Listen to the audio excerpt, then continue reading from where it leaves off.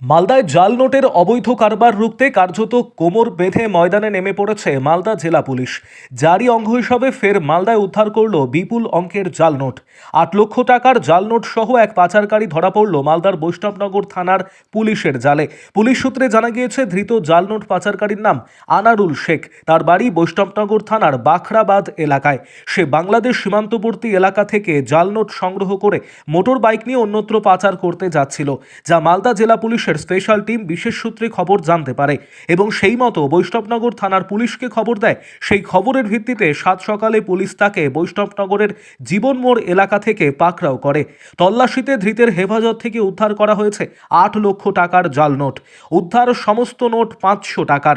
ঘটনা প্রসঙ্গে জেলা পুলিশ সুপার অভিজিৎ ব্যানার্জি জানিয়েছেন, ধৃত পাচারকারী কোথা থেকে বিপুল অঙ্কের জাল নোট পেল, কোথায় পাচার করতে যাচ্ছিল তা খতিয়ে দেখে পুলিশ তদন্ত শুরু করেছে এবং তদন্তের স্বার্থে ধৃতকে পুলিশ হেফাজত নেওয়ার আবেদন জানিয়ে পেশ করা হবে মালদা জেলা আদালতে।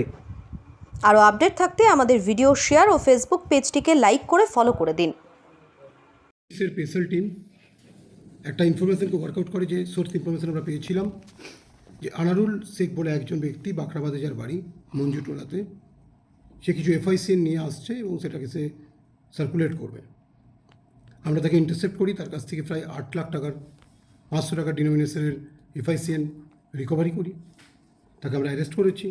ফার্দার ইনভেস্টিগেশনের জন্য তাকে আমরা কোর্টে ফরওয়ার্ড করবো উইথ এ পিসিপিআর তার করা হচ্ছে। এই ব্যক্তি মোটরসাইকেলে করে এফআইসিএনটা নিয়ে যাচ্ছিল বর্ডার এরিয়া থেকে। এটা নিয়ে ওর যাওয়ার উদ্দেশ্য ছিল এটাকে সার্কুলেট করার জন্য। আমরা ওর মোবাইলটাও ভেরিফাই করেছি, সেটা আমরা চেক করছি। প্রাইমারিলি আমরা জানতে পেরেছি যে এর সাথে কিছু বর্ডারের ওপারে বাংলাদেশি কিছু ব্যক্তির যোগাযোগ আছে। সেটা প্রাইমারি ইনভেস্টিগেশনে ইন্টারভেশনে এটা এস্টাবলিশ হয়েছে। ফার্দার ইনভেস্টিগেশন আমরা পিসিপি পিরিয়ডে করবো এবং ফার্দার ইনভেস্টিগেশনে যেটা পাওয়া যাবে, যে সমস্ত লিডগুলো আমরা পাবো, সেগুলো আমরা ভেরিফাই করবো।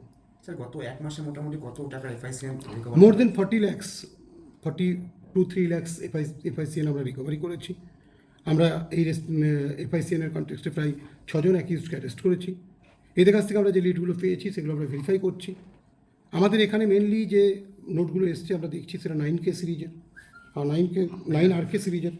হ্যাঁ, তো আমরা বাকি যে ইনভেস্টিগেশনের প্রসেস আছে সেগুলো আমরা কমপ্লিট করবো, অ্যাজ ওয়েল অ্যাজ এর যে এন্ডগুলো, কোথা থেকে এটা কালেক্টেড হচ্ছে। প্রাইমারি আমরা কিছু ইনফরমেশন পেয়েছি এবং কোথায় কোথায় এগুলো সার্কুলেট করছে সেগুলো আমরা পুরোটাই আমরা এস্টাবলিশ করবো, পুরোটাই আমরা ফিক্স আপ করবো এবং তাদেরকে অ্যারেস্ট করবো। বর্ডার এরিয়ার জন্য কি জাল নোটের রমরমা কারবার? একটা তো বর্ডারের, আমরা প্রাইমারি ইনভেস্টিগেশনে যেটা জানা গেছে, বর্ডারের তো একটা অ্যাডভান্টেজ নিচ্ছে এবং ম্যাক্সিমাম ক্ষেত্রে এই নোটগুলো বর্ডারের উপর থেকে এদিকে স্মাগলড হচ্ছে। সামনে তো বাংলাদেশের ভোট আছে ফেব্রুয়ারি মাসে, ওই টাকাগুলো কি ওই কাজে ব্যবহার করবে? এইসব ব্যাপারে আমি বলতে পারবো না, এইসব ব্যাপারে কমেন্ট করা আমার পক্ষে সম্ভব নয়। আমি যেটা আছে ইনভেস্টিগেশন প্রসেসে যেটা পাচ্ছি সেটাই আপনার সঙ্গে আমি বলতে পারবো। কোনো অ্যাজামশন বা প্রিজামশন নিয়ে আমি কোনো কথা বলতে পারবো। টাকাগুলো কীভাবে আসছে? টাকাগুলো বিভিন্ন ক্ষেত্রে কখনো থ্রো করছে, কখনো বা বর্ডারের উপরে যে সমস্ত ব্যক্তিরা আছে তাদের মাধ্যমে স্মাগলড হচ্ছে। আমরা এগুলো সবই ভেরিফাই করছি, যে যে পয়েন্ট থেকে এটা আসছে, যে কীভাবে আসছে না আসছে সেটা আমরা ভেরিফাই করে দিচ্ছি। টিআইপেড করানো হবে? টিআইপেডের থেকে প্রফেশন নেই, আমরা তো ওকে ইন্টারসেপ্ট করে ধরেছি। টিআইপেডের প্রফেশন, টিআইপেড ইজ নট রিকোয়ার্ড।